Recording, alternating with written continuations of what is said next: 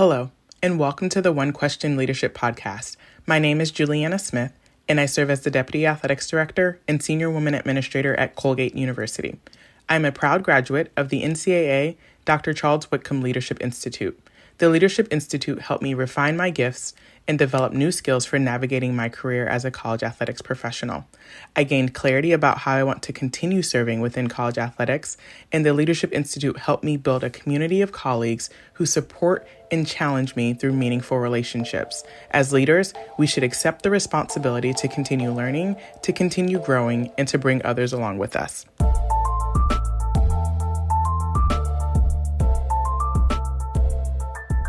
Greetings, this is Ty Brown, and welcome to the One Question Leadership Podcast, where we highlight executive and organizational leadership. Be sure to follow us on Twitter and Instagram at 1Q Leadership. Also, be sure to like, subscribe, and review 1Q wherever you listen to podcasts. Our guest today is Marcus Sedberry. Marcus is the Senior Associate Athletics Director at Baylor University. Greetings, Marcus. Thanks for joining us. So happy to be here. Thanks for having me. Marcus, you're also the sports administrator for football and track, and you also serve on the executive team there, and you contribute to the strategic vision of the department. Now, you've been at Baylor for just over 4 years, in the industry for almost 15 years, of course, with time at University of Arkansas and time at University of Central Florida, but you also did a stint with the Philadelphia Eagles, so I am happy to have you on today on One Question. Of course, you worked for Mac Rhodes, who won his second Athletic Director of the Year. And as you know, when you're leading the department, you don't get that type of reward without great people around you. So congratulations to you and the staff there at Baylor for helping Mac Rhodes win that award. Thank you. We appreciate it, but the reality of it is you can have a great team, but you got to have a great leader. Yeah. And Mac is certainly that for sure. Yep. So now you've been at Baylor for just over 4 years. You've been in the college athletics industry for almost 15 years with time at University of Arkansas and also time at Central Florida. You also spent time on the campus side there at Central Florida. So you have a wealth of experience in terms of dealing with people, different organizational structures, dealing with students and student athletes, and really just the campus environment as a whole, which makes for a great career when you talk about working in college athletics. I wanted to ask you a couple of questions here. And of course, you've listened to the One Question Leadership Podcast, and you know that I like to focus on leadership. And the nature, I guess, of the audience or the people I interview, I like to talk about leadership in college athletics. So one thing specific about leadership is one of the best ways to exhibit that you have good leadership skills and then leadership within an organization is to effectively kind of carry out projects that help the organization execute its purpose by successfully reaching the goals that the organization has set for itself. I wonder about that concept of helping an organization execute its purpose by successfully reaching its goals has played out in your career progression, you know, in these last 15 or so years that you've been really working on college campus. Yeah, I like to think about it in the vein of, the best and the highest performing teams, they have a really clear vision and there's alignment around that vision. They have really clear goals and then they relentlessly pursue those goals. Everybody understands what we're here for and we go after it relentlessly. And so I've tried to align myself over the course of my career with leaders and organizations who really understand that, but then also put people in position to be able to go after it. We just talked about Mac. I think that's one of the things that Mac does really well. He casts the vision, outlines the goals, and says, "Hey, let's get after it." And so I've tried to make sure, of course, in my career that people can count on me in those moments, that they see me as the person that they can give it to, and they know they don't have to worry about it. That I'm gonna be a problem solver, that I'm gonna be a transformational leader, somebody who uses my leadership to help solve complex problems and transform cultures and organizations and individuals. And so really throughout my career, I've had a number of opportunities to be a part of teams who are doing that. Starting my career at UCF, I remember we opened up a new football facility, what people call now the bounce house there at UCF, and a new arena at the same time. And I remember being in those meetings. I was young. Probably, I don't know, Keith Triple, I don't know why he had me in the meetings, but I enjoyed it, And I remember in the meeting, bringing up like fan engagement, like guest services. And it was one of those things like you brought up the question about how we're going to do guest services in a new football stadium. And people looked around and said, okay, well, look like you're going to do it. And so that was my first taste of really being a problem solver and trying to figure out, like, the goal is to provide a certain experience for our fans. How do we do that? Starting the student services department there early in my career was the same thing. And that notion of being a creator to help people solve complex problems has really carried with me. Eric Wood, AD now at La Tech, when I was he's the one that brought me to Arkansas, and he was all about culture and, like, how can we come in and create a culture where, academics and student development are intertwined into the athletic department, not seen as something that's completely separate. And that was something I was eager to do, and go in and help him build there. I had a stop at the Philadelphia Eagles, so working with Chip Kelly, who's now at UCLA, and James Harris was our chief of staff. He's now at the Cleveland, I guess they're not Cleveland Indians anymore, Cleveland Guardians. But he was all about transforming the NFL model, like the goals of helping coaches engage different, helping front office people engage different, building culture of mental toughness and all of that. So really attacking goals in every aspect of my career. And then now, even at Baylor, we all know name, image, and likeness is the big buzz right now. And so one of the things I'm working through right now with Chad Jackson, he and I, we co-chair our name, image, and likeness working group, and it's thinking about how we can represent Baylor, the mission of Baylor, and who we are as an institution in this space of name, image, and likeness, in making sure that the individual brand of our students don't overshadow or ever get in the way of our brand as a university. And that's something that our president's invested in. And so us working through those things from 50,000, 60,000 foot view, but then also getting down on the 10,000 foot level to really execute some of it has been part of what my career has been so far. Right. Thinking about a couple things you said, I wonder when they turned and looked at you and said guest services, Marcus, I guess you're handling that, right? Think about your thought process then and how the first step you took to initiate and then work that project all the way through closing the project. And then now you are working on name, image, and likeness and what you've been tasked with and thinking about the university as a whole. Tell me about your process for executing those things and getting people around you to make sure the project is successful. Tell me about that part of it. I mean, from then thinking about back then guest services and into where you are now. What you're doing. I think the work is the same. The process is the same. Mm-hmm. I've hopefully gotten better over 15 years at it. Yeah, right. But exactly. First, it starts with understanding what the challenge is. What's the challenging opportunity we have before us? Then it was brand new stadium. We're trying to establish the UCF brand. And we know we have people who might be Florida State, Miami fans, but they have somebody who goes to UCF. Like, what kind of experience do we want them to have? So identifying the goal first. 2, what are the resources that we have around us? I spent a lot of time with the Orlando Magic. Like, I think one of the things that I don't know that we do enough in college athletics is branch outside of college athletics. So I had Orlando Magic and Disney right there in the backyard. I spent a lot of time understanding customer service from them. How do you make it where it's meaningful? How do you set up your booths? Like, what is the language in the FAQs? Like, really understanding processes from people who've been doing it at a really high level for years. And so it wasn't like I was starting from scratch. I was for UCF perspective, but I had a number of resources and people who helped pour into it. And then also thinking about folks across our department there, people who had experience in other places that I might be able to lean on. And so you figured out the resources, plotted out a plan, thought about contingencies along the way, and then you work it, relentlessly pursue it, and try to evolve as you're going through it. And I remember our first game. Hopefully this doesn't get us too sidetracked. We opened up the stadium and we realized that we didn't include water fountains in the stadium build. And we were playing Texas at home. The place was packed out. It was over 100 degrees, and we bought up all the water. And so you're the guest services guy, and you have a team of people that are getting all these questions about like, what do we do for what? And I think what it really is, that experience there has really helped me over the course of my career. Always think about the unthinkable. Like, what could possibly happen that we are not thinking about, that we think we have a really good plan for? And let's try to make sure that we've covered plan A, B, and C related to those to make sure we can execute at a high level. Right.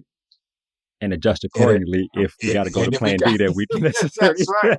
Yeah. Right. And that's Exactly. that we've Yeah. seen that right now with NIL. We have a really good plan. We know, you won't see Baylor put a lot of stuff out in public. That's just not how we operate. But we feel like we've been doing NIL to a certain degree among what's permissible for a while in terms of our partnership with influencer, our Baylor Go programming, in terms of our education, it's a compliance setting, our systems. Like we've been doing that.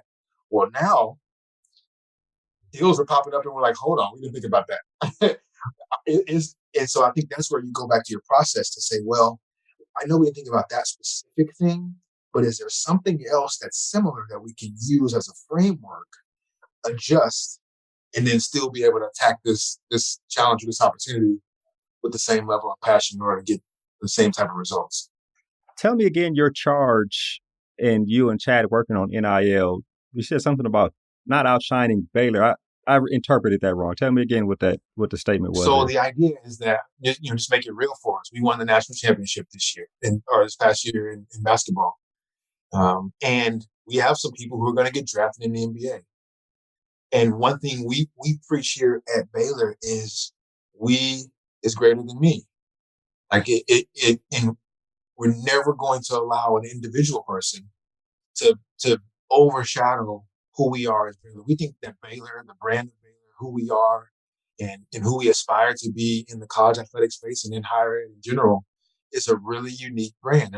We feel like there's really no other place like Baylor. And so let's not allow one person to supersede that, because what happens is what happens if they decide to make a poor decision, right? We've lifted them up in such a way that they're greater than the Baylor brand. Or what if, something turns sour, or that people start to think that once this person is gone, Baylor no longer is going to be an elite basketball program or football or baseball or whatever. Like, that's not who we are. We are a place that says we all together are much stronger than we are individually. And we're going to lean on each other to do great things. And we've really seen that play out. I think we've had think about the number of top 10 teams we had in the 2020, 2021 school year. Like, every one of our teams has said, we don't need the biggest budget. We don't need to have the best facilities. What we need is each other. What we need is our belief in our mission, preparing champions for life, and our university mission. And let's go after that against anybody who lines up with us. And we feel like we're going to be in a good spot.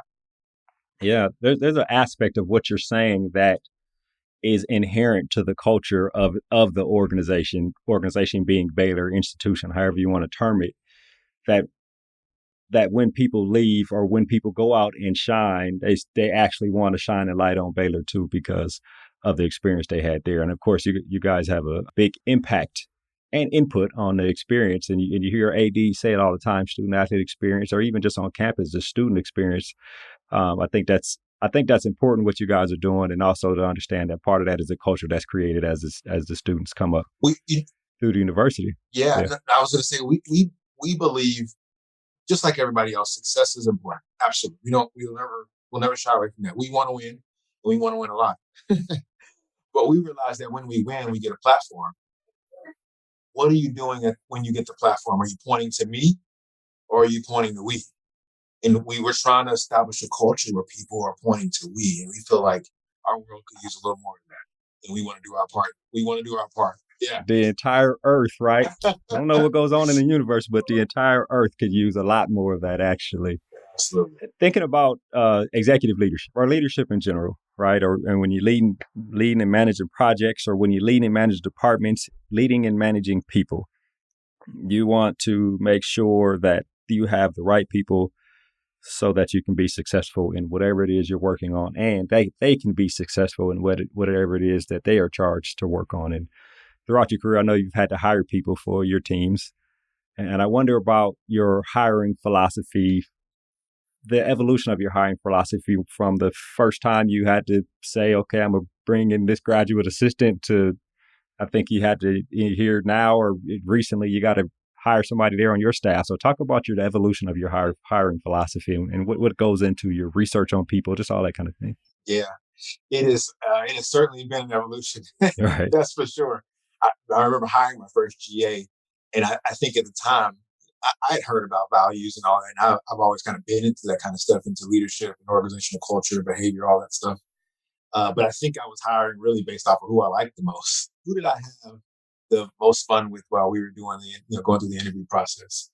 And I realize now there's so much more to it, and it's probably the part of the job that I enjoy most is the hiring process, because you're getting to know who other people are for sure, but you're also getting a chance to create the environment that you get to work in around the people you get to work in, and in this space that you get to identify the people that our students and our other staff are going to be influenced by, who are going to be their mentors and their leaders and their all of that. So, there's a little bit of difference between I've been a part of a couple of different head coaching searches now, and certainly have done some senior level administrators as well as entry level. I think for me, I have a framework that I work through. It starts, the foundation really is around the 3 C's for me. That's character fit, competent, relevant experience, and then coaching acumen, like motivational ability, things of that nature.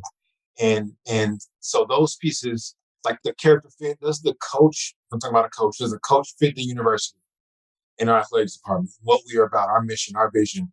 I want to know what their foundational beliefs are and like who they are, how they live their life, because I'm basically signing up to be a part of that. You think about the competent and relevant experience. Has the coach proven the ability to fill the need that we have as a program? So if we're building a program, has she built a program before? If we're competing for championships, have they had experience competing for championships? That's what I'm looking for there. Coaching acumen, motivation ability. That is, do they understand the sport? Can they make it simple? Can they explain it to the smartest person on their team and the most challenged person in the team, in their room? And do they have a systematic way about how they execute their philosophy? I want to see some of that. I want to know, like, how do they get the most out of their student athletes? And so that's at the foundational level. That's the background work that maybe other people are doing and that I'm investing in along the way. And to me, from there, it goes to, we're thinking about keys to success. Keys to success for me are connectivity, intentionality, and accountability. So how do they connect with people? I'm thinking about their students. I'm thinking about the rest of the staff. I'm thinking about how they connect with donors. Like, how are they with relationships? How do they build community? The I in there is intentionality. So what are their processes? How do they go about, like when you talk about recruiting, you just kind of picking, you go into a list and picking, right, or is there exactly. a system or a process around it? Are you intentional about how you go about your work? When you talk about the practice plan, is there intentionality behind it, or are you just kind of going through it? And then accountability is for self and others. How do you hold yourself accountable? How do you make sure you adhere to the standards and beliefs that you have? But then also, how do you make sure that your other your staff, students, other people you're working with adhere to that? And so once I've passed those 2 prongs of like the foundation and the keys to success, then I'm looking for I call it the best for. Who is the best for our student athletes, our unit, our department? I'm most of the time thinking about it in that order. Maybe I'm subbing out if the people who are not student athlete facing. Maybe I'm subbing out some student athlete. I'm asking them, who's best for the people that they're serving? Who's best for our unit, and then who's best for our athletic department? And so typically by that point, I've narrowed it down to pretty small group of people. And then you're looking for the it factor, like what makes them special. I think all of us have an it about us, and whose it do we need right now? Right. So if you and I are competing for a job, like there's some things about you that make you really, really special. And maybe that's what we need for our program. And so I've that of course has grown over the years. I didn't, 15 years ago, I wasn't thinking that way, but now I had it written down. Our team know it. We review it before we go into any search process. I've learned a lot from Mac, even going through our head coaching processes. He has a pretty extensive process. One of the things that I do as I'm going through all this is like, I'm big on spending time with people. I want to know who you are. So I have said, I am not going to hire anybody without spending 5 hours of time with them. 5 hours can be over the phone, it can be in Zoom, it can be in person, but I personally. How do you go about the number 5? I think I read it somewhere, and I wish I could cite it, but I don't. I've been doing it for a really long time now. The thought is just that over time, you start to really see who people really are. I think I read it in a Harvard Business Journal review or a Princeton review or something like that, but I should look it up so I can give people the appropriate credit. But I was looking at processes, like learning from other high performing teams and hiring processes and how they go about it. And I remember thinking, well, if I combine that with this, maybe that equals, yeah, it'll work for me. And so that's been a really neat process that I've gone through and grown. And I think the last thing I say in terms of hiring people, I am really quick to ask this question of our people. Like, if this was your money, would you hire? So even for an entry level position, let's say we're paying somebody, picking up $30,000, and we're going to give them benefits. So you add it up, and now we're at $40,000. And I would say to our team, you got $40,000 of your own money. And I know you're saying you like this person, think they're a good fit, think they got the it factor we're looking for. Would you give them $40,000 of your money? And if the question is, I don't know, and that means the answer is, I don't know, then we need to spend some more time getting to know them. Have you gotten I don't knows before? Yeah, I have. Absolutely. Oh, wow. Yeah, wow. I have. I like them a lot. I think they'd be good. And I like this answer. But then when you say, hey, if this was your money, how would you be willing to invest? You're not going to go spend $40,000 on a car without doing all your research. So why would you hire somebody, spend 40 to 60 hours a week with them, and not feel really good about your investment in somebody? You have this process and philosophy, and I imagine it has evolved. What is your prognosis on the outcomes of using that philosophy over the last few years? Be biased, but I think it works. Right. Yeah. I think what it does is it allows us to make sure we select people who are aligned at the core, for sure. Right. It makes sure that we have the right type of people on board, that we're wired in a similar way. I think what it also has produced is people who desire to make our culture even better. Like, if you spent that amount of time with people, from a GA to a senior level administrator, they get pretty invested pretty quick. If you're going to spend that kind of time with them, you're going to ask those types of questions. If you're going to do that type of research, you don't miss very often. But what I think it also has found is that for me personally, I take pride in helping other people get opportunities. I want you here and working for us. But I think if you go through that process and you find the right person, then now you're trying to have to figure out how to retain them, because they're, somebody else is probably coming after them too, because they realize they're one of the best. And that's probably been the hardest challenge, is how do I can find the good people and get them on board, but making sure that I can hold on to them as long as possible. Thinking about that, what you just said, you might, if that happens a lot, you might have to change your perspective and take the Joe Castiglione perspective. And it's just like, you know what?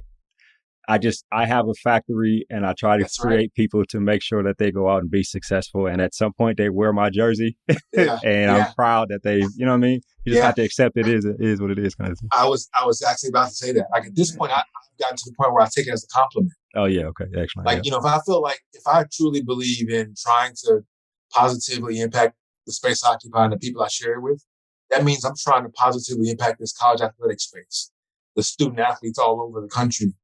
And if I can do that by producing really good coaches that are going to come in and make a difference in their lives, or other administrators who are going to come in and be the head of some unit or department there, and they're going to pour what they've learned here into other people, that's a win. I'll take that.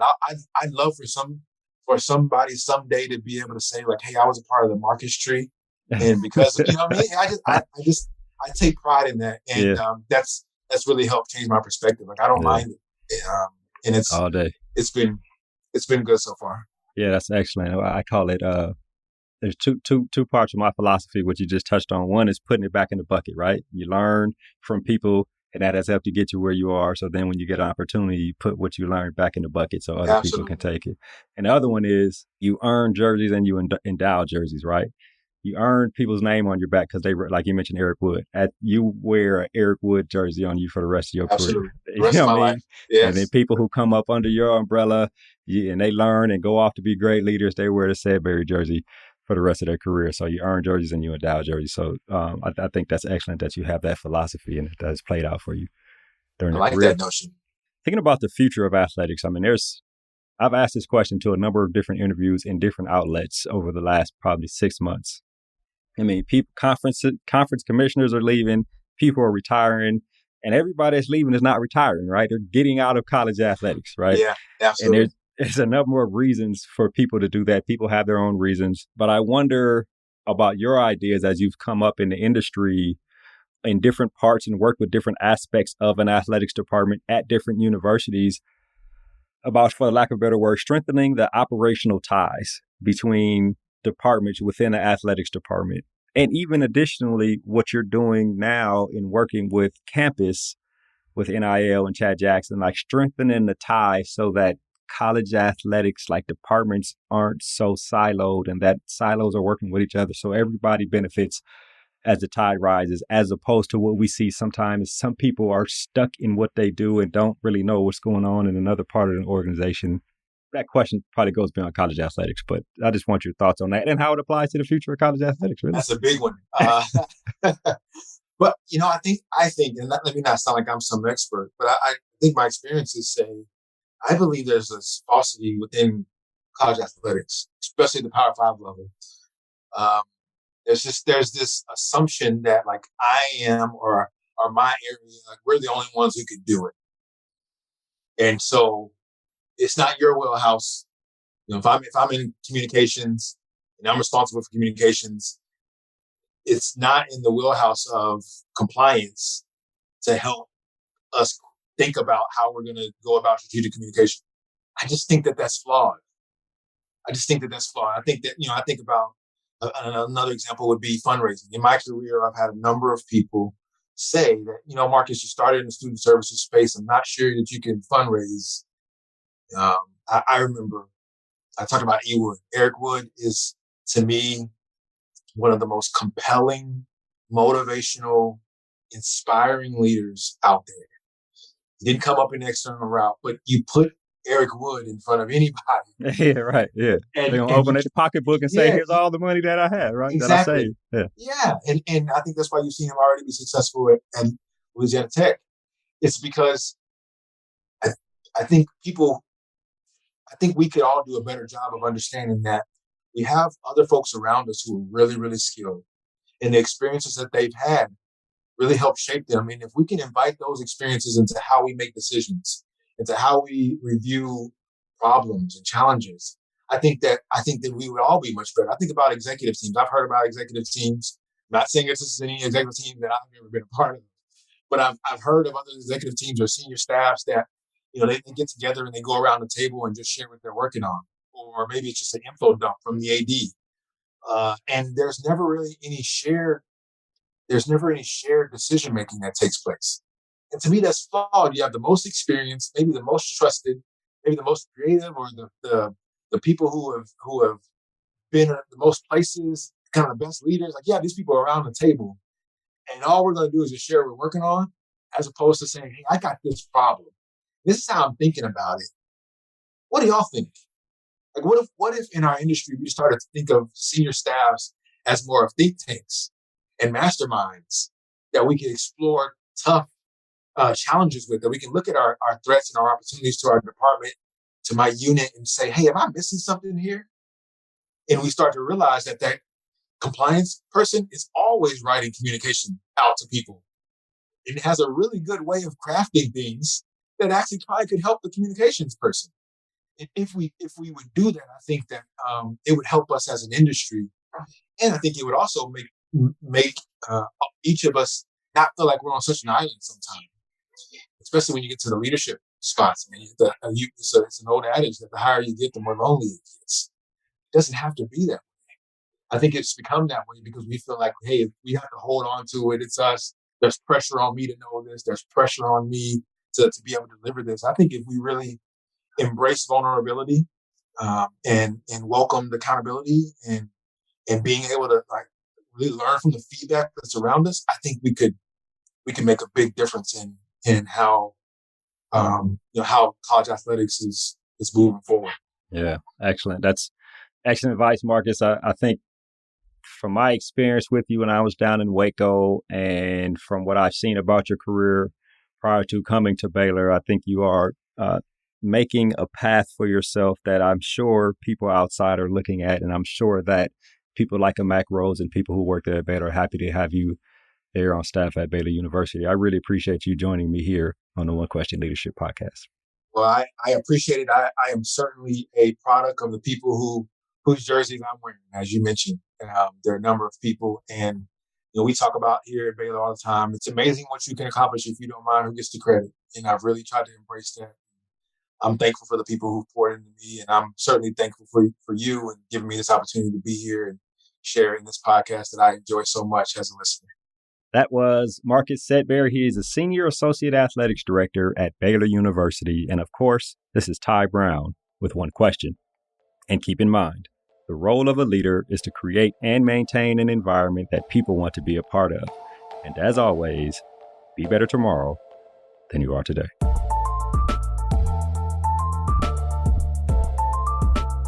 This episode of the One Question Leadership Podcast is produced by Spades Media Group, solving problems using creative leadership.